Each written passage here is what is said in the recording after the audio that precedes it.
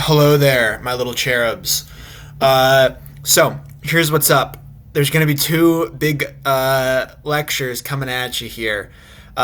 Sorry, but that's the way it is. So, this first one is essentially going to track what's been going on in Europe during the Great Depression and what the United States has been doing politically on the global stage since the start of the Great Depression.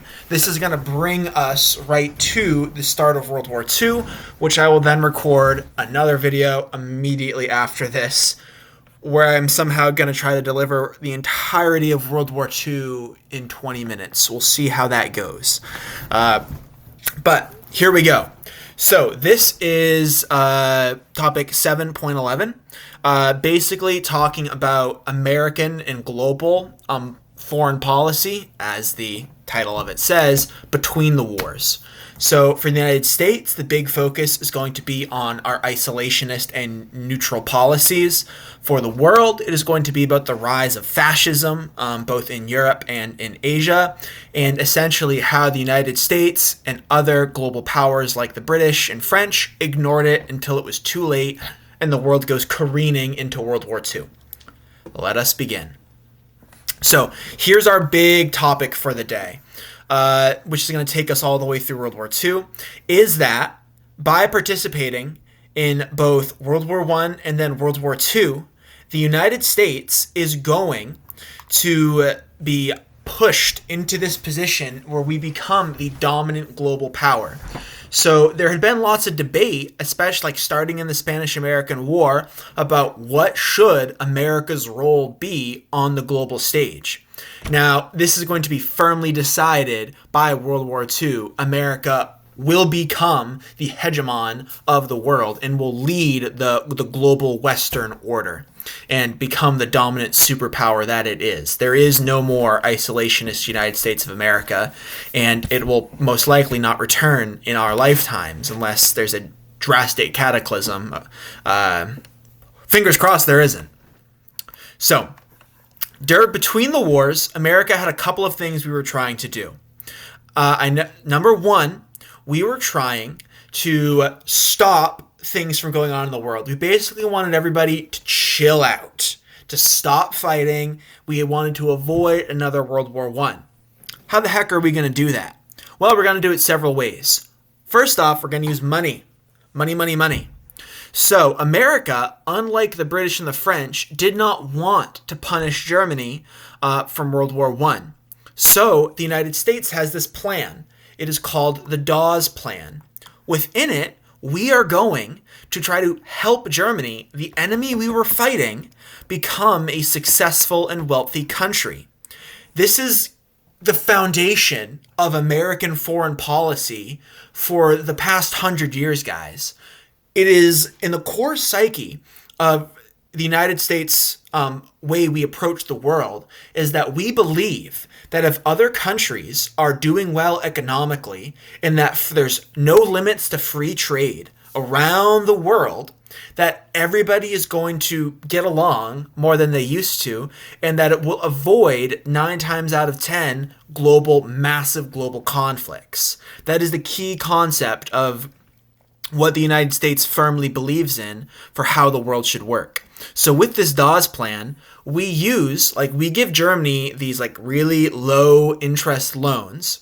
Germany is then going to use those loans to pay the money that they owe to Britain and France as part of the Treaty of Versailles, and then the British and the French are going to take that money they just got from the Germans and pay the United States back the loans that they took out during World War I. So that's the whole plan. It almost is like a pyramid scheme of sorts. It's like this big circular plan where American money is helping everybody out. We are friends with everybody. Everybody's making money. It's supposed to be a big kumbaya thing. It doesn't exactly work out. But back to the previous slide. Additionally, we are going to be really, really neutral and isolationist before World War II. Now, there's two big impacts on that. Number one is obviously World War I. We didn't think it was our war, but still about 400,000 young men died in that war. Number two will be the Great Depression. Like, we just fought a huge war. That wasn't our problem, we thought. And now everybody's super poor and we're focusing on ourselves. It's our post-breakup time to focus on ourselves and do some self-work. We're not trying to get involved with other things out in the world. It is isolationist. So if that ever comes up in a DBQ or an LEQ, make note of how the United States was trying to stay out of global conflict through either the Dawes Plan or the Neutrality Acts. The Neutrality Acts were where, you know how America made a ton of money during World War I selling equipment to the Allies? This is essentially Congress saying no more of that. If there's a country in a war or a civil war, we're not going to sell them weapons. We don't want to get involved. That's what dragged us into World War I. Additionally, is this policy called the Good Neighbor Policy, where we basically are just promising everybody else, we'll stay out of your business. We won't get involved. We want everybody to just sell stuff and make money. Now, this is really kind of put a bow on it with this speech by FDR, who we met last time at the New Deal. He gives this speech in 1937, 2 years before the outbreak of World War II in 1939. Now, this is FDR starting to realize that things are happening around the world that the United States of America cannot really ignore. But even so, we want to ignore conflict. Here's what he has to say. It seems to be unfortunately true that the epidemic of world lawlessness is spreading. He's referring to Italy, Germany, and Japan here. When an epidemic of physical disease starts to spread, the community, the world, approves and joins in a quarantine, isolation, of the patient in order to protect the health of the community against the spread of the disease. Now, essentially what FDR is saying here is a very American 1930s worldview on what to do with Germany and Japan and Italy. Now, he is recognizing the rise of Nazism and fascism and Imperial Japan is a danger to the free world. However, what he is not calling for is an invasion of any of these countries. Instead, he thinks that if the rest of the world uses economic pressure, remember, the United States believes the dollar bill, and whether you have a lot or a little bit, determines whether or not a country goes to war, that if we just put pressure on these countries and kind of push them away from everybody else, they'll eventually come to their senses. This does not work. So, like we said, Americans don't like fascism. Shocker, guys. Fascism completely goes against the core ideals of America and Americans. Despite this, before the war, the 99, that's a huge generalization, probably 80% of Americans did not believe that we should be physically fighting the Germans or the Japanese.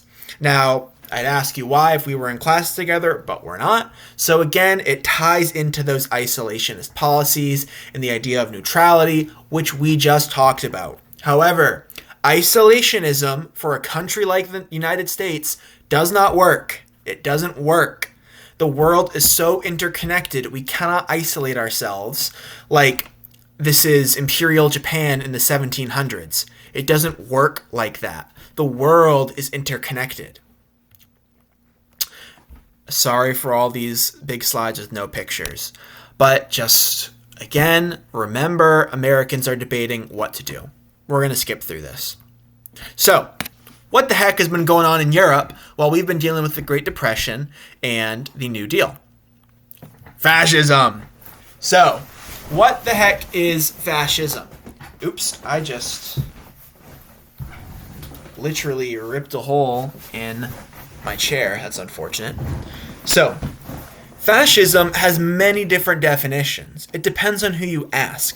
You ask a communist, they'll tell you one thing. You ask a fascist, they'll tell you another. Typically speaking, fascism is an extremely nationalistic, militaristic, and totalitarian ideal.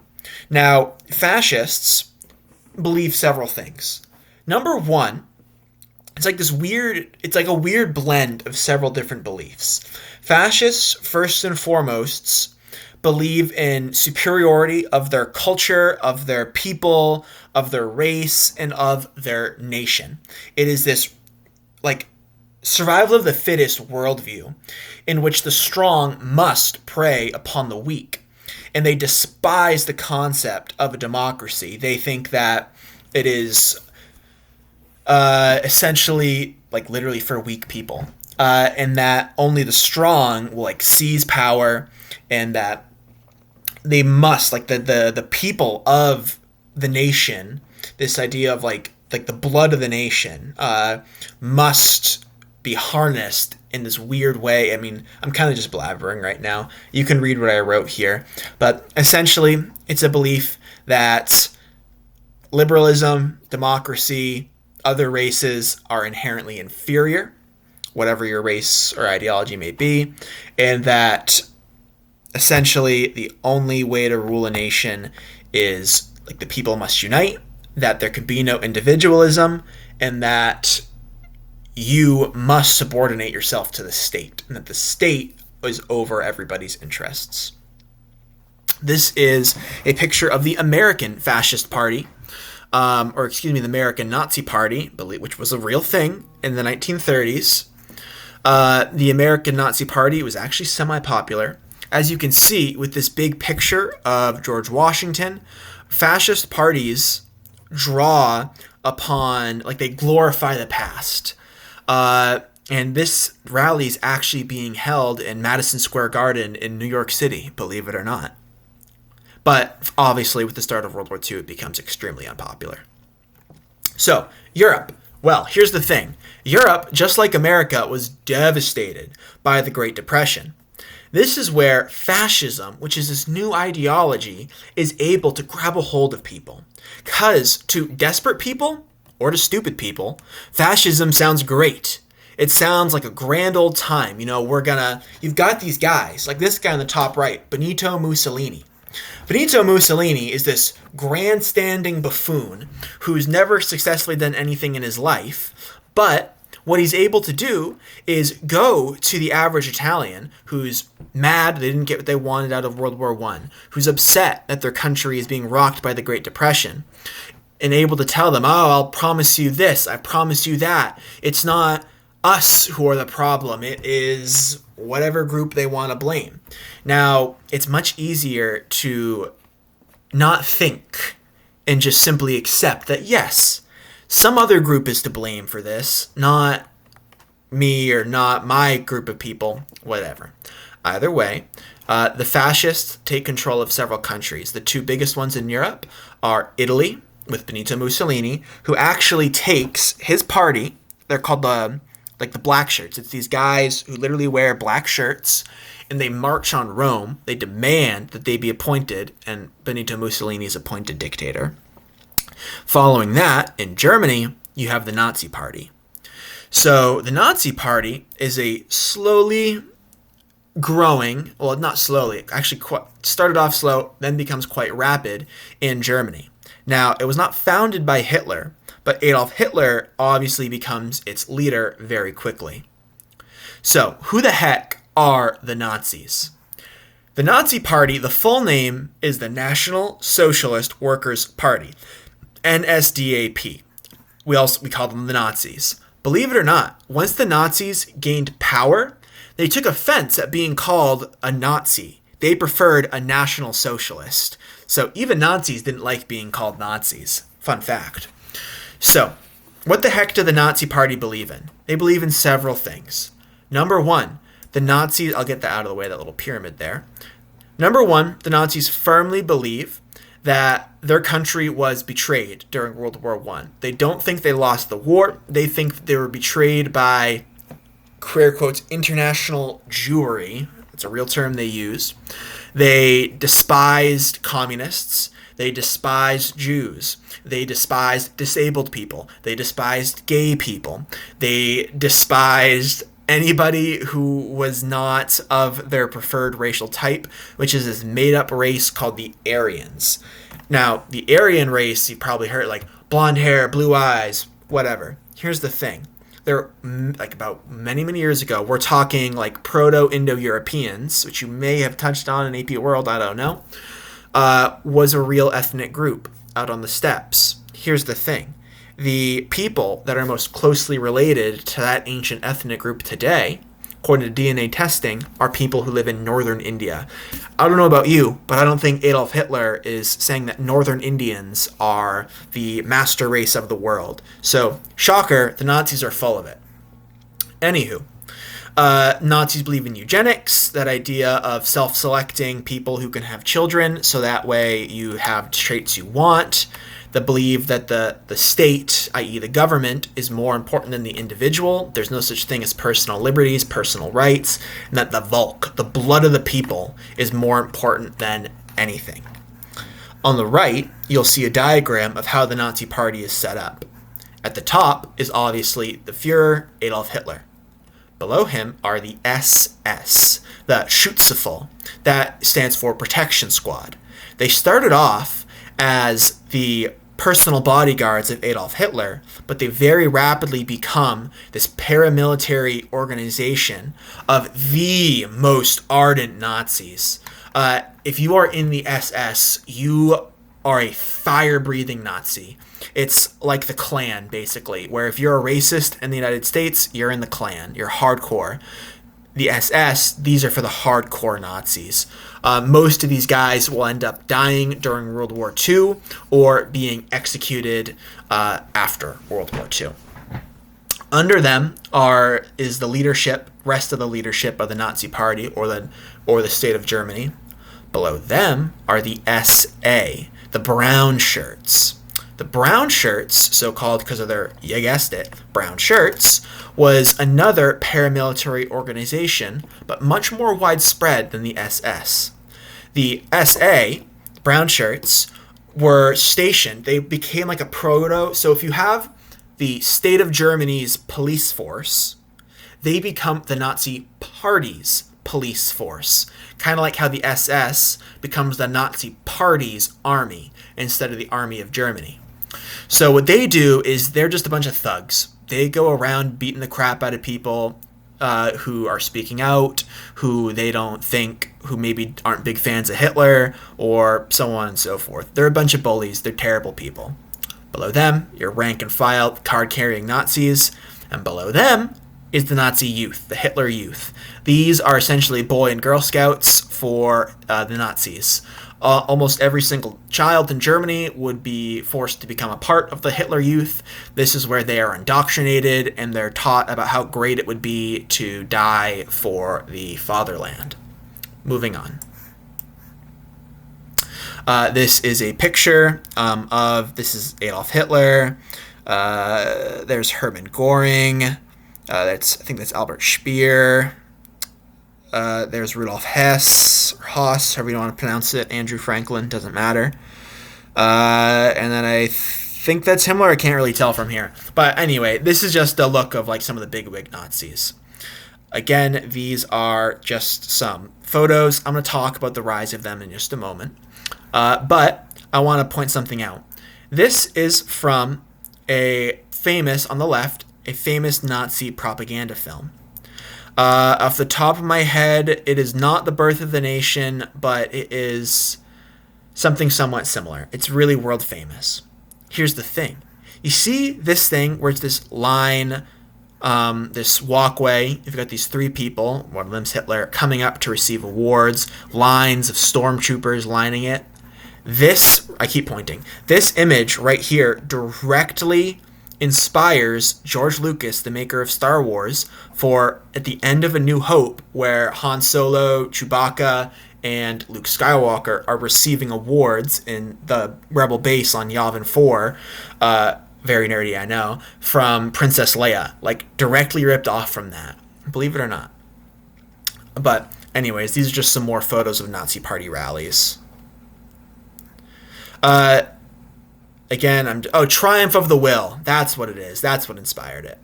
So, here's how Hitler comes to power.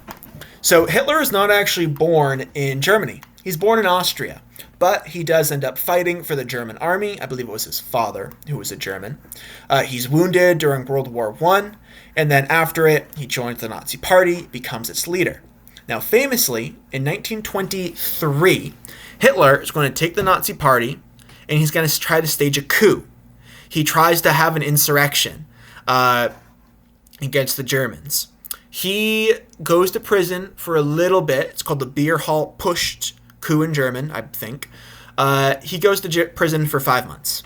That's it. It's a real softball sentence. They think that a slap on the wrist and no hard punishment will make people not like him. Had the opposite effect. It made Hitler a martyr and a hero to a lot of Germans.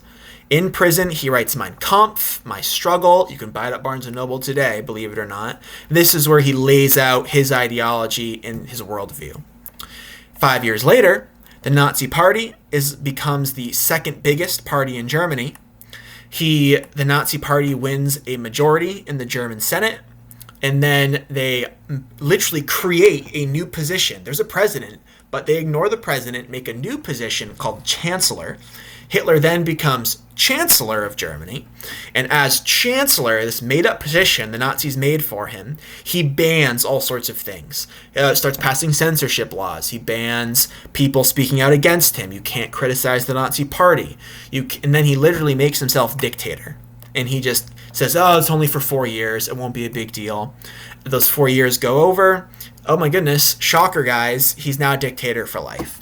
So it's like the slow crawl towards totalitarianism. We're going to skip that. But the real scary thing is how quickly the Nazis kind of infiltrate the democracy of their country from the inside. Germany was the most educated country in Europe when they elected Adolf Hitler. So it can happen anywhere.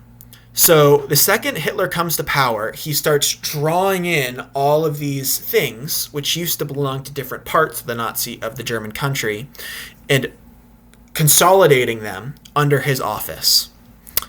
Then immediately makes it illegal to criticize the Nazi Party. You cannot write a book. You cannot write a newspaper. You cannot speak out.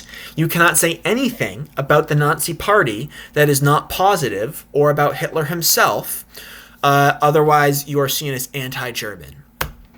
He then, of course, makes himself dictator. And then the really scary thing is what he does is he starts firing everybody within the German government.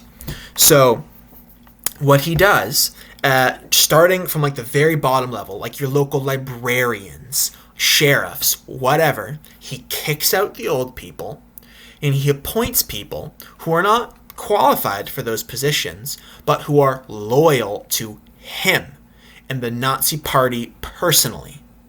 There's no other qualification. They are loyal to him. And he does this at every level of the German government. And that's the scary thing, is it's insidious and it's not often noticeable. But what happens over the course of several years is there is no longer a German government, which simply elected a Nazi to be its leader for several years, but the Nazi government. It would be like a politician in America if they were going to kick out people who are qualified for positions and replace them with somebody whose only qualification was loyalty to themselves, whatever political party that person may be a part of, if that were to happen. These are some photos. This is Adolf Hitler. Duh. These are just some more. These are the Nazi youth organizations. You had separate ones for boys. The boys' organizations were focused on preparing them for military service and for dying for their country. These girls' organizations on the right were all about preparing them for motherhood.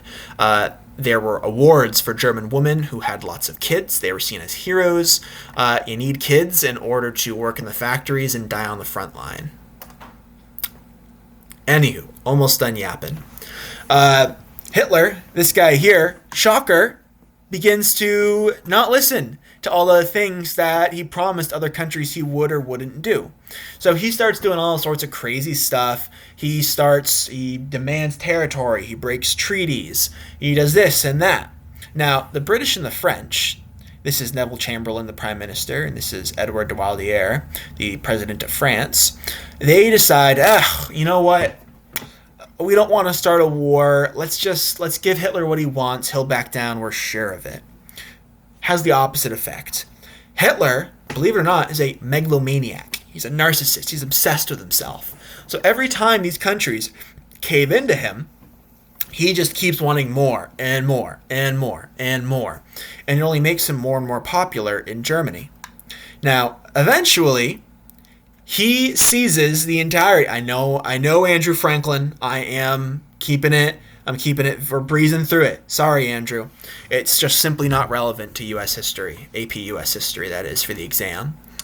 So eventually, he seizes the entirety of the country of Czechoslovakia after swearing on a literally signed piece of paper at a whole meeting with the British and the French, where he swore not to take Czechoslovakia. He seizes Czechoslovakia. Finally, the British and the French realize that enough's enough. Now, they promised themselves, the world, and Hitler, if he takes another country, if he takes one more step out of the line, they're going to declare war on him. Now, this is Europe on the eve of the Second World War in 1939. This country here that I'm highlighting, that is Czechoslovakia. It doesn't exist anymore. It's now two countries, but this was seized by the Germans. You can see up here on the top right all of these different things that Hitler was doing that were angering other countries. The Saarland, the Rhineland. He literally seizes the entirety of Austria, believe it or not. He keeps taking all these little bits and pieces from other countries until finally the war will begin when he invades Poland. That is the final line where Britain and France will finally stand up to him, but that's for later. These are just some photos in the Rhineland and in Austria. We're not doing that. Oh my god, I forgot about Japan. Holy crap. I'm going to be yapping for a while. So, the other side of the world, guys, is Japan. So, Japanese society has been rapidly industrializing since the Meiji Restoration, which we learned about in AP World. Japanese society has complete and utter loyalty and devotion to their emperor. With that, they don't really believe in democracy, and they really believe in the superiority of the Japanese race. That hatred is especially pushed towards the Chinese, who they view as their complete and utter inferiors. They hate the Chinese.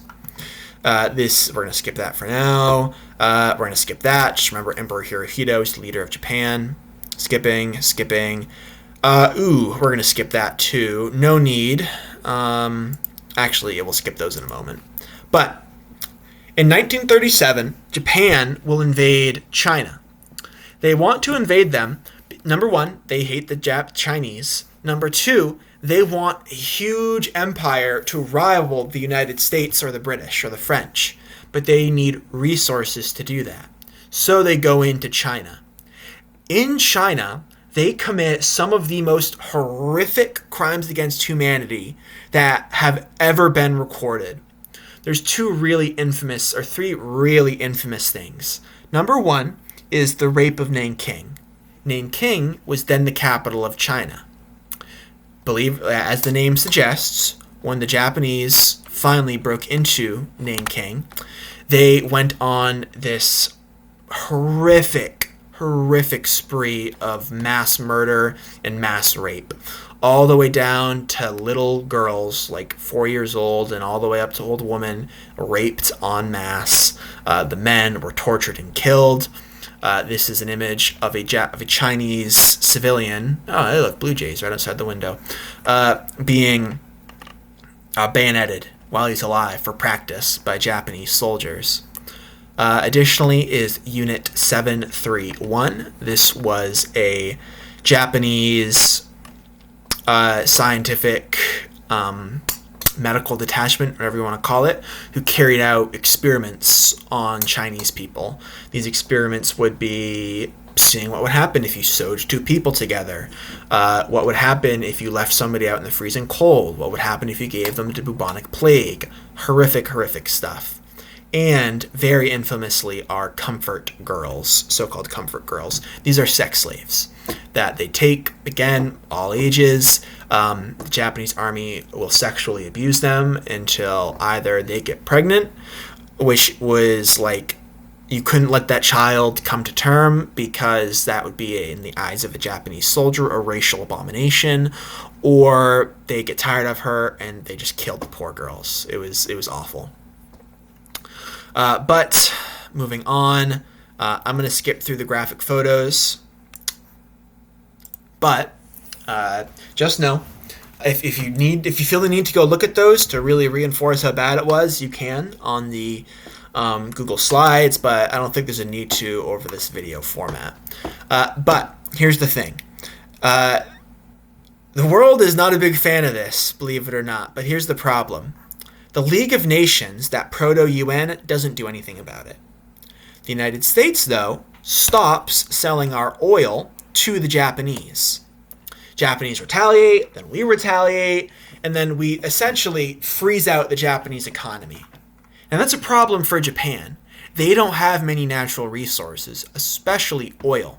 Without oil, you can't power your ships, your tanks, or your planes, so the whole army would collapse in a matter of a few years. This is when the Japanese decide firmly that they must take action against the United States of America. This will lead us to Pearl Harbor. But as you can tell by this pretty racist political cartoon on the right, more racism to come with these political cartoons. This is Uncle Sam essentially stopping selling oil to the Japanese army. And as you can see, this is a tank meant to represent the Japanese military. And this is supposed to be Tojo. He can no longer supply his tank. We're not going to watch The Dictators. Whew, that was a doozy. That's it for me. Good Lord, that was a long one. Back later with somehow the entirety of World War II.